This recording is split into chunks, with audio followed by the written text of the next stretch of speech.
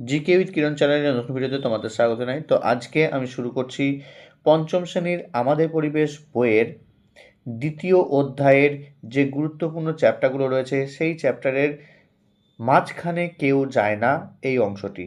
এই অংশ থেকে কি কি প্রশ্ন হতে পারে যেগুলো তোমাদের পরীক্ষাতে আসার মতো, সেই প্রশ্নগুলো নিয়েই আমি কিন্তু আলোচনা করছি। এর আগের অংশগুলো নিয়ে আমি আলোচনা করেছি, তার লিঙ্ক যদি তুমি পেতে চাও তাহলে ডেসক্রিপশন বক্সের লিঙ্ক রয়েছে, সেখান থেকে তোমরা সেই ভিডিওগুলো দেখতে পারো। আর এই সমস্ত গুরুত্বপূর্ণ প্রশ্নগুলো তোমরা খাতায় কিন্তু লিখে নেবে। তো লিখে নেওয়ার পরে সেগুলো মুখস্থ করবে, দেখবে তোমাদের পরীক্ষাতে এই ধরনের প্রশ্নই কিন্তু এসেছে। তো চলো আজকে দেখে নিচ্ছি মাঝখানে কেউ যায় না এই অংশ থেকে কি কি প্রশ্ন হতে পারে। তো চলো দেখি প্রথম প্রশ্ন বলেছে, জলাভূমি কি? কোনো বিশাল দিঘি, বাঁওড় ও মরা নদী ধীরে ধীরে বুজে গিয়ে সারা বছর জল ও পাঁকযুক্ত যে জলাশয় তৈরি হয় তাকে জলাভূমি বলে। তাহলে জলাভূমি কাকে বলে সেই প্রশ্নের উত্তর তোমরা কিন্তু এইটা লিখে নেবে। জলাভূমিতে কী কী পাখি দেখা যায়? জলাভূমিতে বক, মাছরাঙা, পানকৌড়ি, চিল, ডাহুক, কাদাখোঁচা প্রভৃতি পাখি দেখা যায়। তো এর পরের প্রশ্ন দেখো, এখানে রয়েছে কুবিরদহের জলাভূমিতে কি কি মাছ পাওয়া যায়? শোল, এটা শোল হবে, শোল, বোয়াল, শিঙি, মাগুর, কই, পাঁকাল প্রভৃতি মাছ দেখা যায়। কবিরদের জলাভূমিতে আগে কোন কোন প্রাণী থাকতো বলে অনুমান করা হয়? তো উত্তর হচ্ছে কুমির। আসছি পরের প্রশ্ন দেখো, কোন প্রাণী ধরা বেআইনি? কচ্ছপ ধরা কিন্তু বেআইনি, কারণ কচ্ছপ আমাদের পরিবেশ থেকে অবলুপ্ত হয়ে যাচ্ছে। আস্তে আস্তে এদের সংখ্যা কিন্তু কমে যাচ্ছে। এরা অনেক বছর বাঁচে কিন্তু এদের পরিমাণ আস্তে আস্তে কমে যাচ্ছে। তার পিছনে অনেক কারণ রয়েছে, তার মধ্যে অন্যতম কারণ হচ্ছে দূষণ। সেই দূষণের জন্য কিন্তু জল দূষণ হচ্ছে, ভূমি দূষণ হচ্ছে, তাদের জায়গার কিন্তু থাকার অভাব দেখা দিচ্ছে। সেই জন্য কচ্ছপের পরিমাণ আস্তে আস্তে কমে যাচ্ছে। তাই সেই জন্য এই প্রাণীগুলোকে ধরে খাওয়া কি না বেআইনি। জলাভূমি আর কি কি নামে পরিচিত? দহ, তাল, পটস, চারুস, মন্স প্রভৃতি এই সমস্ত নামে কিন্তু জলাভূমি পরিচিত। গোটা রাজ্যে ছোট বড় মিলে জলাভূমির সংখ্যা কত? প্রায় 1000। তাহলে আমাদের রাজ্যে 1000-এর মতো জলাভূমি রয়েছে। জলাভূমিতে কোন সময় নানান ধরনের পাখির আগমন ঘটে? তো উত্তর হচ্ছে শীতকালে। দেখো শীতকালে কিন্তু বিভিন্ন জায়গা থেকে জলাভূমিতে পাখিরা আসে। তারপর দেখো জলাভূমির দুটি বৈশিষ্ট্য লেখো। প্রথম বৈশিষ্ট্য, জলাভূমির জল কখনো শুকোয় না। জলাভূমিতে খুব গভীরে জল থাকে না, খুব গভীরে কিন্তু জল থাকে না। আসি 10 নম্বরের প্রশ্নে, জলাভূমিগুলি কোথায় অবস্থিত? উত্তর হচ্ছে সাঁতরাগাছি ঝিল হাওড়া, সাহেববাঁধ পুরুলিয়া, রসিকবিল কোচবিহার। তাহলে এই কটা জলাভূমি তোমাকে নাম মনে রাখতে হবে। কি কি? সাঁতরাগাছি, সাহেববাঁধ আর রসিকবিল। ঠিক আছে, তো চলো পরের প্রশ্ন আমরা দেখে নিচ্ছি। এর পরের যে অধ্যায়টি সেটির নাম আছে কলকাতার ঢাল পূর্ব দিকে। তো এই অংশটা তোমরা বইয়ে পড়বে, বইয়ে পড়ে এই সমস্ত প্রশ্নগুলো কিন্তু তোমরা মুখস্থ করবে। তো কলকাতার ঢাল কোন দিকে ছিল? পূর্ব দিকে ছিল। কত বছর আগে ঠিক হয় কলকাতার নোংরা পূর্ব দিকে ফেলা হবে? 1857 খ্রিস্টাব্দে, অর্থাৎ প্রায় 150 বছর আগে। 300 বছর আগে কলকাতার নোংরা কোথায় ফেলা হতো? উত্তর হচ্ছে গঙ্গায়। তো গঙ্গাতে কলকাতায় নোংরা ফেলা হতো, কিন্তু বর্তমানে কি করা হচ্ছে? সেই নোংরা কিন্তু পূর্ব দিকের ঢালে ফেলা হচ্ছে। তো কলকাতার নোংরা জল কোথায় পাঠানো হবে বলে ঠিক হয়? বিদ্যাধরী নদী দিয়ে বঙ্গোপসাগরে পাঠানো হবে বলে ঠিক হয়। কোন নদী মজে গিয়ে পূর্ব কলকাতায় জলাভূমি সৃষ্টি হয়েছে? বিদ্যাধরী নদী। কলকাতার জলাভূমিতে কি কি প্রাণী দেখতে পাওয়া যায়? শামুক, সাপ, শেয়াল প্রভৃতি প্রাণী। আসছি 7 প্রশ্নে, কলকাতার জলাভূমিতে কি কি চাষ করা হয়ে থাকে? মাছ চাষ করা হয়ে থাকে। কত খ্রিস্টাব্দে কলকাতায় মাছের ঘাট তৈরি হয়? 1872 খ্রিস্টাব্দে। কত খ্রিস্টাব্দে কলকাতার পাকাপাকিভাবে মাছ চাষ শুরু হয়? 1918 খ্রিস্টাব্দে।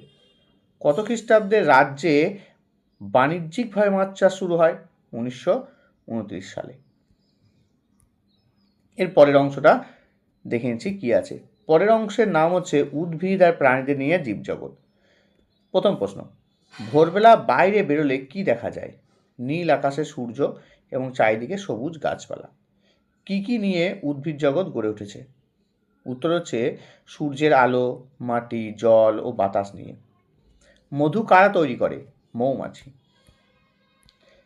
আসি চারের প্রশ্নে বলা হচ্ছে উদ্ভিদ ও প্রাণী কে কার উপর বেশি নির্ভর করে? প্রাণীরা উদ্ভিদের উপর নির্ভর করে।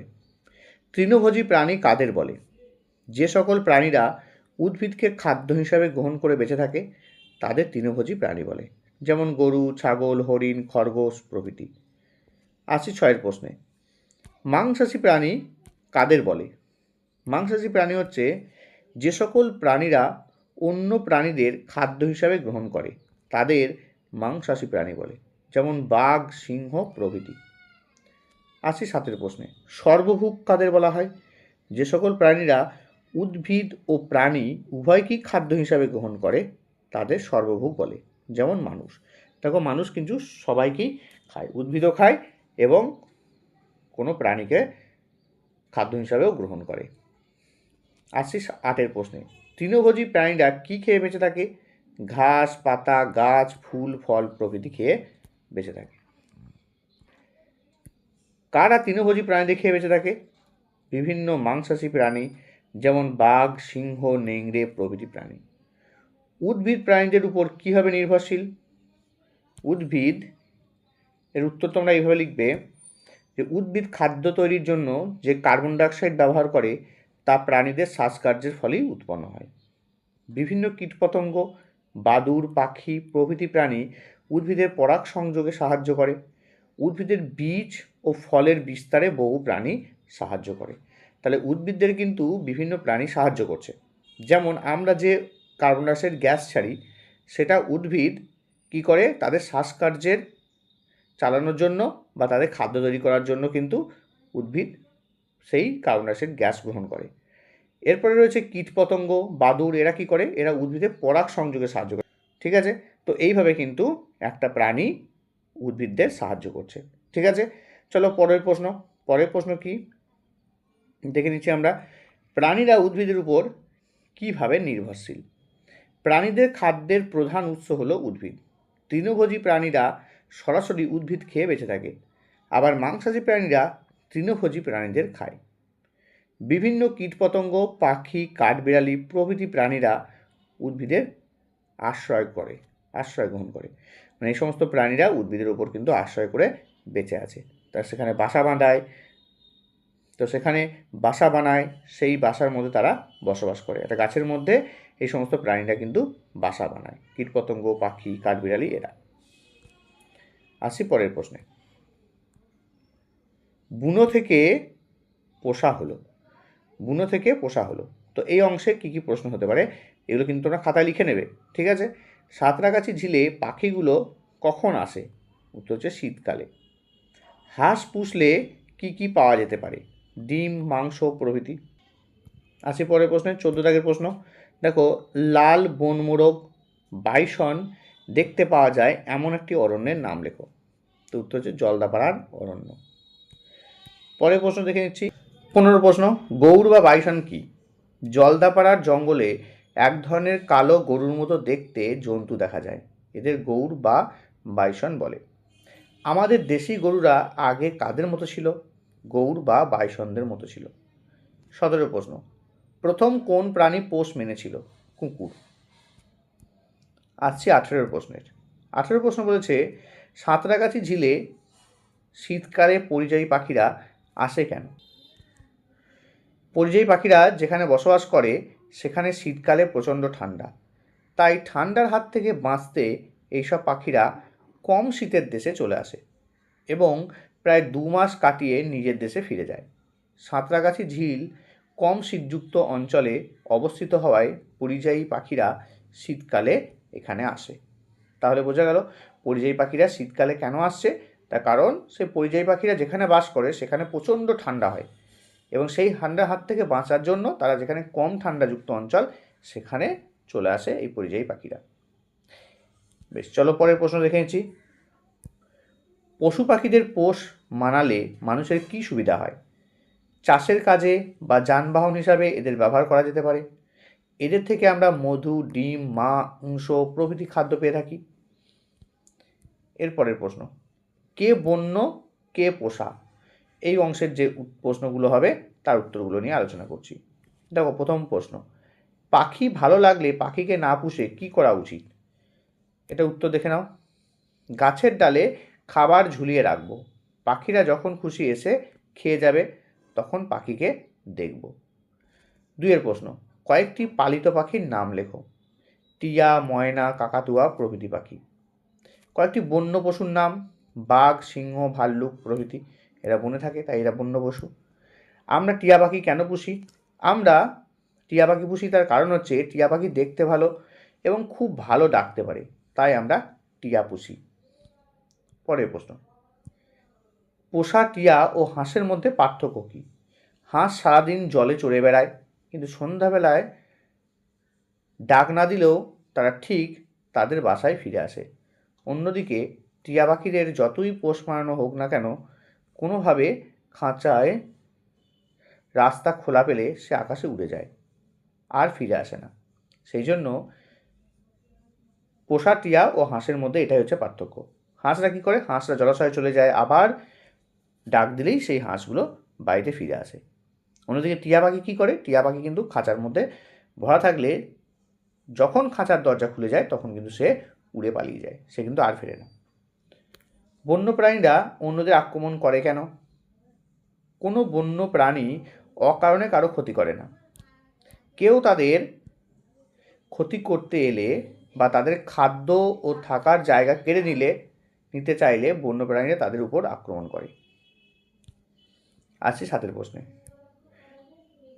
সাতের প্রশ্নে, বন্য প্রাণীদের সঙ্গে আমাদের কেমন আচরণ করা উচিত? বন্য প্রাণীরা স্বাধীনভাবে বেঁচে থাকতে ভালোবাসে। প্রকৃতির নিয়মে তারা খাদ্য সংগ্রহ করে এবং অনুকূল বাসস্থান খুঁজে নেয়। তাই আমাদের উচিত তাদের এই স্বাধীন জীবনযাপনে কোনো প্রকার বাধা সৃষ্টি না করা। এছাড়া আমাদের চারপাশে যে সকল বন্যপ্রাণীরা আছে তারা যাতে তাদের প্রাকৃতিক খাদ্য ও বাসস্থান থেকে বঞ্চিত না হয়, সেদিকে আমাদের খেয়াল রাখতে হবে। তাহলে বন্যপ্রাণীদের সঙ্গে আমাদের আচরণ ঠিক এইরকম হওয়া উচিত, তাদের কোনো রকম জীবনযাপনে কোনো প্রকার বাধা সৃষ্টি না করা।